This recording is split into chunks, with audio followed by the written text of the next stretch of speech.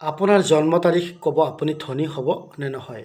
নমস্কাৰ বন্ধু বান্ধৱীসকল, আজি এই ভিডিঅ'টোত মই ক'ম জন্ম তাৰিখৰ সংখ্যাই আপোনাৰ ভাগ্য আৰু টকাৰ যোগ কেনেকৈ দেখুৱায়। যদি আপোনাৰ জন্ম 1, 10, 29 আৰু 28 লিডাৰ মাইণ্ড জীৱনত ডাঙৰ সফলতা পাব পাৰে। 2, 11, 20, 29 মন খুব ছফ্ট কিন্তু ভাগ্য লাহে লাহে খোলে। 3, 12, 21, 30 কথা আৰু টেলেণ্টেৰে কাম কৰিব পাৰে। 4, 13, 22, 31 পৰিশ্ৰমী সফলতা অলপ দেৰিকৈ আহে। 5, 14, 23 টকা আৰু বিজনেছৰ যোগ জোৰদাৰ থাকে। 6, 15 আৰু 24 পৰিয়াল আৰু সুখৰ ভাগ্য বহুত ভাল। 7, 16 আৰু 25 আধ্যাত্মিক শক্তি আৰু লাভ বেছি থাকে। 8, 17, 26 ধনী হোৱাৰ সম্ভাৱনা বহুত বেছি। 9, 18 আৰু 27 ৰাগ অলপ বেছি কিন্তু মনটো সঁচা হয়। কমেণ্টত নিজৰ জন্ম তাৰিখ লিখিব আৰু মিলিছে নে নাই জনাব।